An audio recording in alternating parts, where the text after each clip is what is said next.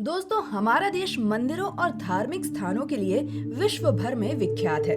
यहाँ पर भगवान शिव के कुछ मंदिर इतने प्राचीन हैं कि कोई भी नहीं जानता कि आखिर इन मंदिरों को किसने बनवाया।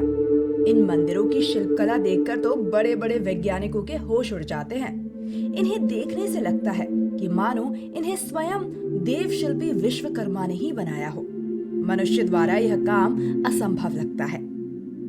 आज हम लोग बात करेंगे एक अनोखे और हैरत कर देने वाले रुद्रावर्त महादेव की। हमारे देश में भोलेनाथ शिव शंकर के बहुत से मंदिर हैं। बहुत से शिवलिंग ऐसे हैं जहां आप भगवान शिव का अद्भुत चमत्कार देख सकते हैं। रुद्रावर्त महादेव का यह स्थान उत्तर प्रदेश राज्य में सीतापुर जिले में नैमिषारण्य नामक तीर्थ स्थान से कुछ ही दूरी पर है। इस स्थान को रुद्रावर्त तीर्थ, रुद्रावर्त कुंड आदि नामों से भी जाना जाता है। वैसे तो यह स्थल हैरत कर देने वाला ही है। भगवान शिव की महिमा यहाँ पर दिखाई देती है। आपको जब भी मौका मिले तो इस स्थल पर जाकर यहाँ के अलौकिक भगवान शिव की शक्तियों को जरूर महसूस कीजिएगा। रुद्रावर्त तीर्थ में एक कुंड है जहाँ शिवलिंग अदृश्य है। यहाँ के पुजारी बाबा का कहना है कि जल के नीचे शिवलिंग है।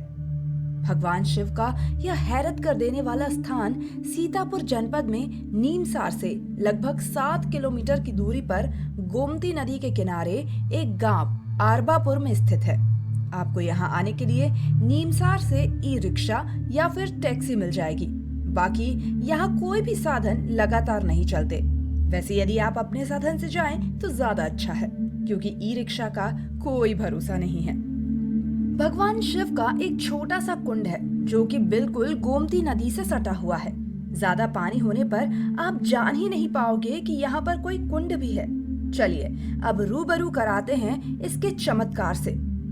रुद्रावर्त महादेव के इस पावन कुंड में हमको शिवलिंग दिखाई नहीं देती है, परंतु यहाँ के स्थानीय लोगों का कहना है कि जब गोमती नदी का जल कम होता है तो यहाँ पर शिवलिंग का अर्घा दिखाई देता है।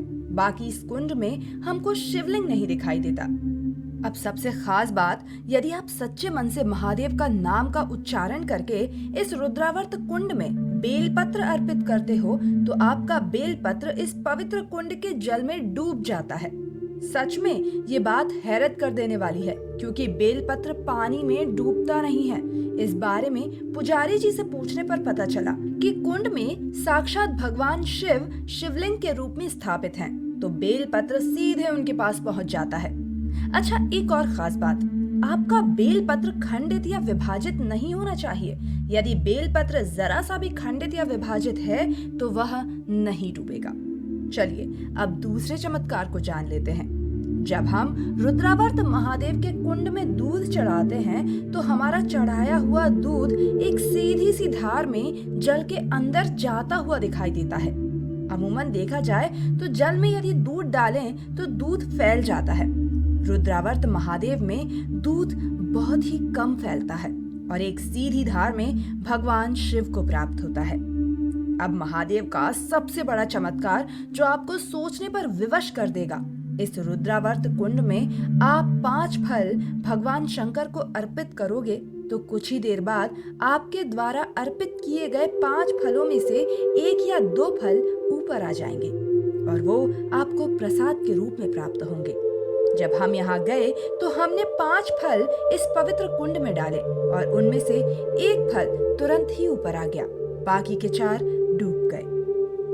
जब हम वहीं पर थे तो एक सज्जन को इस बात पर विश्वास नहीं हुआ, तो उन्होंने एक केला लिया और उसके 5 टुकड़े किए और उस कुंड में डाल दिए। भोले बाबा का चमत्कार देखिए, 3 टुकड़े तो डूब गए परंतु 2 टुकड़े ऊपर आ गए। इस रुद्रावर्त महादेव के जल का स्रोत प्राकृतिक है। पुजारी जी के अनुसार शिवलिंग के अर्घ्य से लगातार जल निकलता रहता है। यहाँ की मान्यता यह है कि जब भगवान शिव रुद्र तांडव कर रहे थे तब उन्होंने अपने आप को शांत करने के लिए गोमती नदी में प्रवेश किया और वहीं तपस्या में लीन हो गए। तब से ये पावन कुंड रुद्रावर्त महादेव के नाम से जाना जाने लगा है। तो दोस्तों, आप भी भगवान शिव को मानते हैं तो कमेंट बॉक्स में ओम नमः शिवाय जरूर लिखें और अपने दोस्तों के साथ शेयर जरूर करें। साथ ही हमारे चैनल को सब्सक्राइब करें। धन्यवाद।